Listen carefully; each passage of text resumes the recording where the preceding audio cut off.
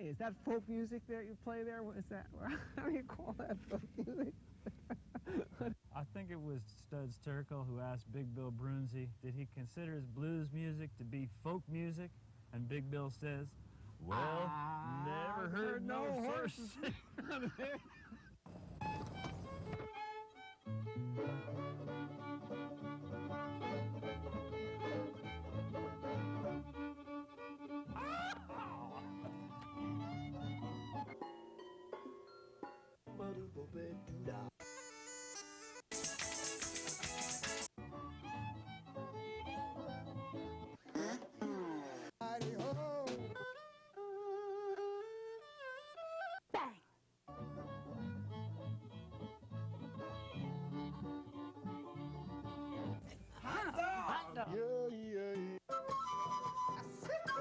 Don't hesitate.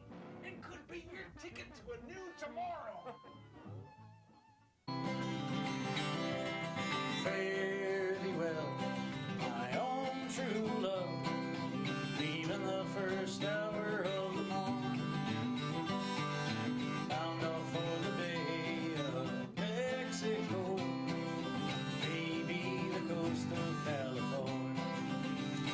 So it's fare thee well, my own true love, when I return united we will be, it's not the leaving of Liverpool that's grieving me, but my darling, when I think of you, now I've signed aboard a Yankee clipper ship, the Davy Crockett is her name, Burgess is the captain of her, and I hear she's a floating shame.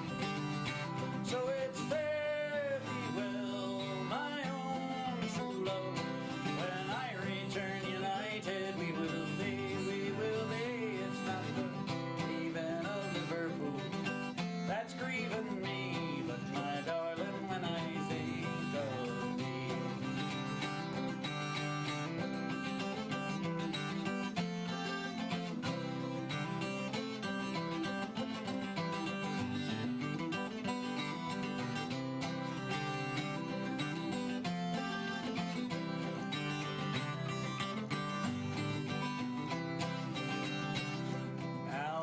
Sailed with Burgess once before, and I think that I know the man well. If a man is a sailor, he will get along. If he's not, then he's sure in hell. So it's fare thee well, my own true love, when I return united we will be, it's not the Liverpool that's grieving me, but my darling, when I think of thee, fare thee well to Lower Frederick Street, Hanson Terrace and Park Lane, for I know it will be a long, long time before I do see you again. So it's fare thee well, my own true love, when I return united we will be, it's not the leaving of Liverpool that's grieving me, but my darling, when I think of thee. Now the moon is upon the harbor, love, and I do wish that I could remain, for I know it will be a long, long time before I do see you again. So it's fare thee well, my own true love, when I return united we will be, it's not the leaving of Liverpool that's grieving me, but my darling, when I think of thee. Yes, my darling, when I think of thee.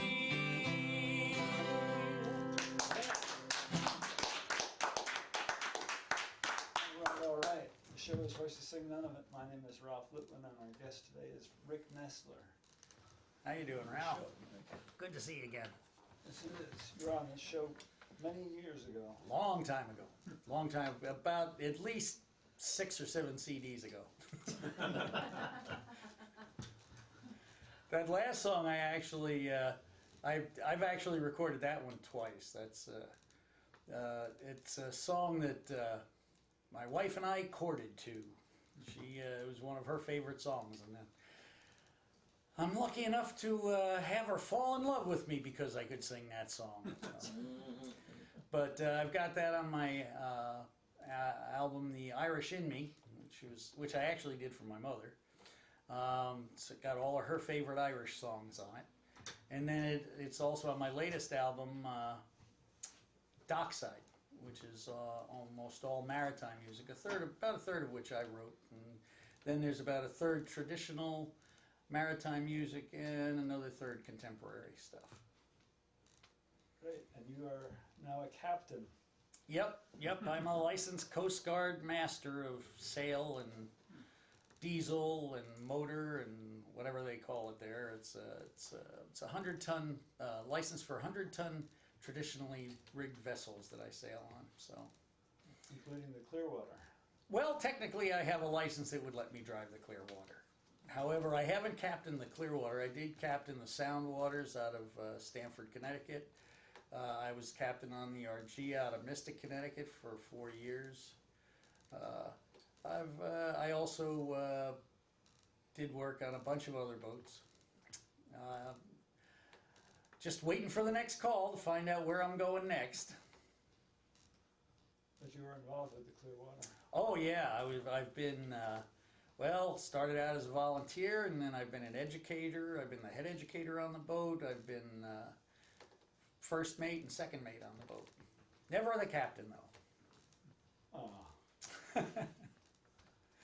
Well, it's not that big a deal. What else would you like to play for us? Well, let's see. Well, as long as we were talking about Dockside, this is a song that it's a little ballad I wrote a long time ago.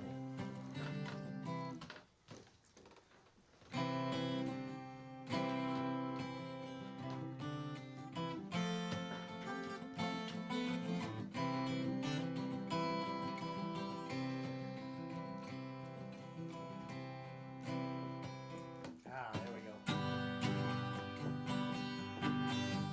Got a dozen things on my mind. You happen to be one of them, and if you'll be so kind, you'll let me say again, you were on my mind. Kids walk in the park, especially when it gets around dark.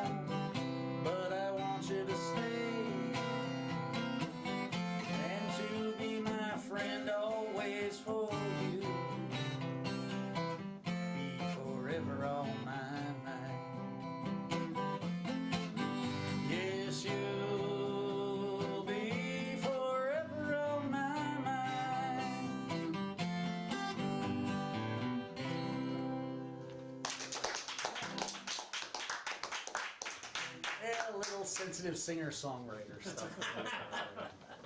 Yeah. So what's this I hear about you being associated with a Grammy-winning song? Well, around 1980, I wrote a song called "The River That Flows Both Ways." Basically, it's the entire history of the Hudson River crammed into about 5 minutes. It was inspired by a little speech that Pete Seeger was making on the side of the Hudson River, trying to convince people they should have their own Hudson River sloop up there in Rensselaer. And Pete liked the song so much that he recorded it twice. He recorded it on one album called The Family Concert that he did live at a picnic up around Kingston. And then he recorded it a second time on the Grammy-winning album Pete Seeger and the Rivertown Kids. Tomorrow's Children is the name of the album. And it was Pete Seeger, the Rivertown Kids, and friends. I'm one of the friends. Pete gave the kids the responsibility of picking out all the songs that they wanted to sing on the album. They chose The River That Flows Both Ways. The producer of the album, David Burns, decided that it'd be a good idea to have me come in, start the song off, and then we turned it over to the kids. After the album was recorded, got nominated and won a Grammy. It was nominated for a Grammy on his Family Concert album, but it didn't make it. That was the year that Beauty and the Beast came out from Disney. So I still haven't worked up the nerve to see that movie yet. So are you going to sing this song for us? Oh, I guess so. It's got a part you guys can sing along on if you want. It's relatively simple. It had to be. I wrote it. It goes like this. I could be happy just spending my days on the river that flows both ways. That's it. I could be happy just spending my days on the river that flows both ways. Comes around twice, the end of every verse, which is a brilliant place for a chorus to come around.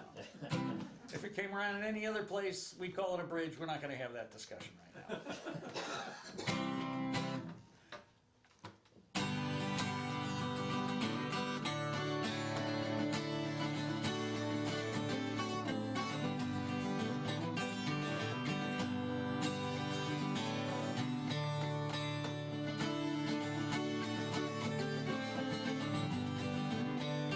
Once sages told a story about a land the Great Spirit blessed, and the people followed the legend from the great waters in the west. And they stopped where they found that the fishing was good, earth it was fertile, and game ran in the woods. And now I could be happy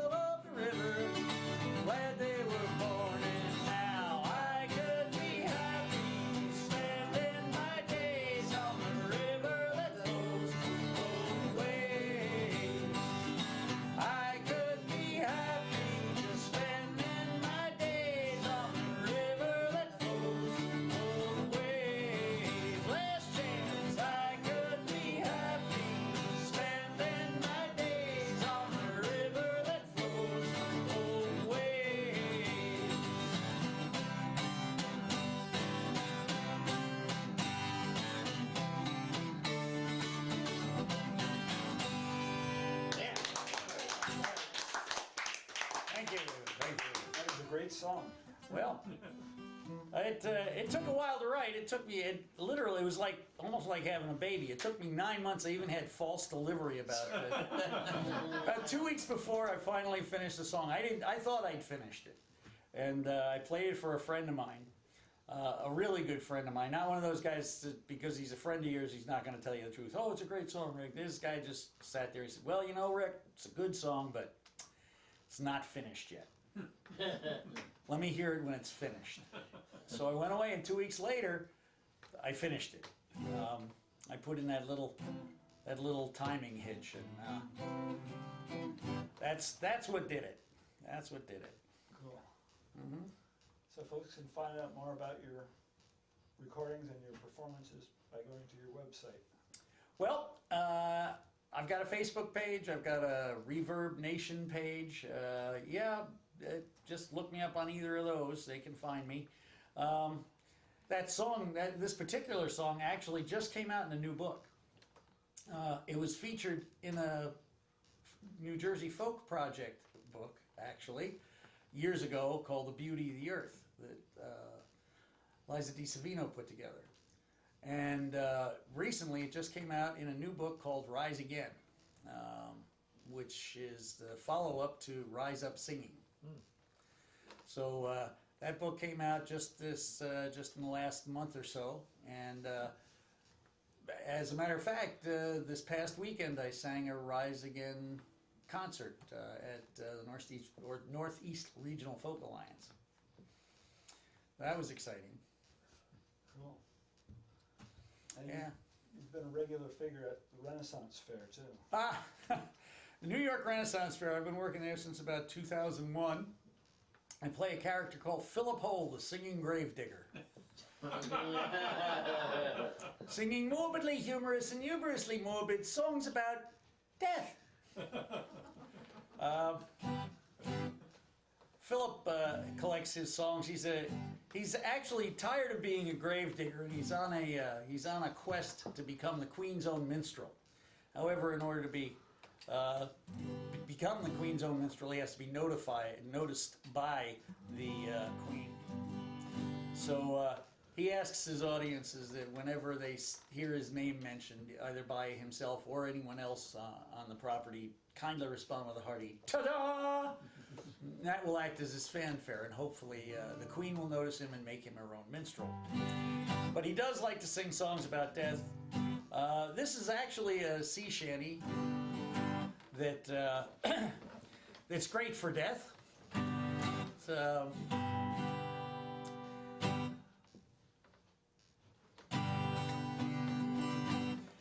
it has a chorus that you guys can sing along in if you'd like to. I sing a line.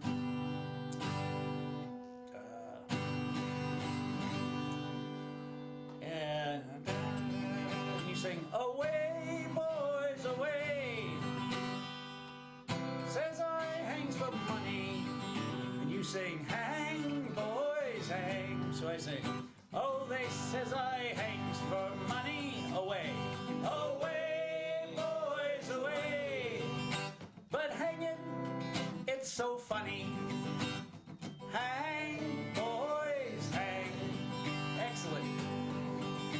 Come up to the fair next year. I could use you as a backup band. Oh, they says I hangs for money.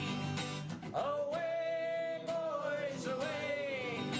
But hanging, it's so funny. So hang, boys, hang. Now, Philip sings this song, and it's written from the point of view of a hangman, a man who happens to have what we would call these days issues. Well, first I hanged me granny. Away, boys, away. I strung her up so canny. So hang, boys, hang. Oh, then I hanged me pappy. Away, boys, away. You see, it made me happy. So hang, boys, hang.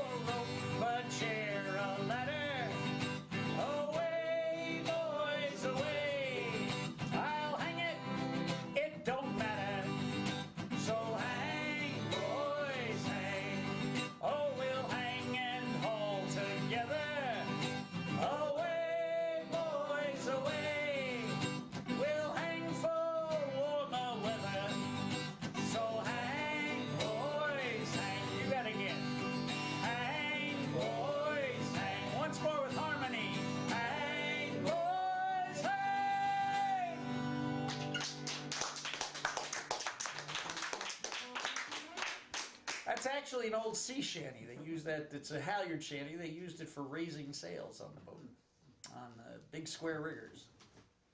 Excellent. Thank you. Well, we just have a few minutes left, so pick a song you'd like to take it out with. Oh, It's a pleasure having you on the show in my living room. well, it's been a pleasure. I didn't know you had such a nice place here. You know, I'm glad you invited me, Ralph. It was it's a lot of fun.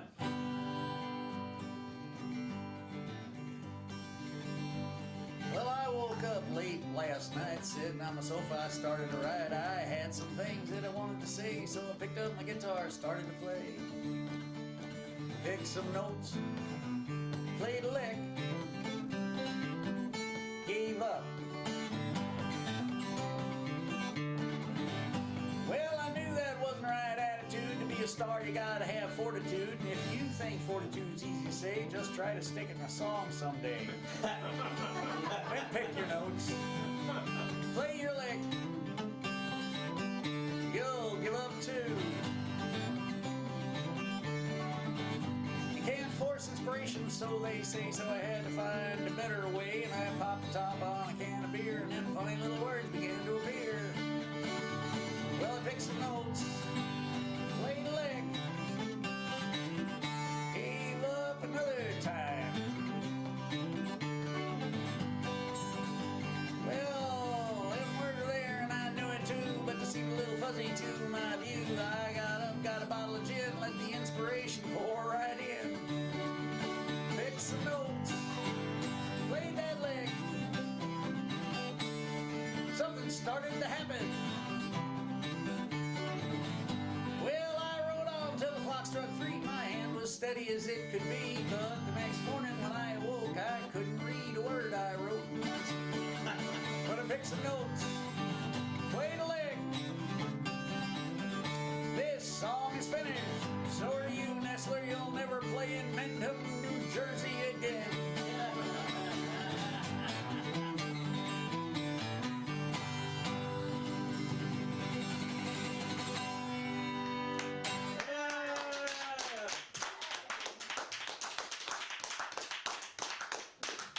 Thank you. That song is called Talkin' Songwriting. And I'm sure any songwriter out there has been in that position before. I actually wrote it for when I had to do a whole lot of radio interviews. It was on my first, I was on tour with my first album. All of the DJs seemed to have the same question. How do you write your music? You write the words first or the music first? You write the words first or the music first? I said, well, you know, some of them you write the music first, sometimes you write the words first. Sometimes they both come together, and then I wrote this song and explained it all to them. So I'm a rambler and I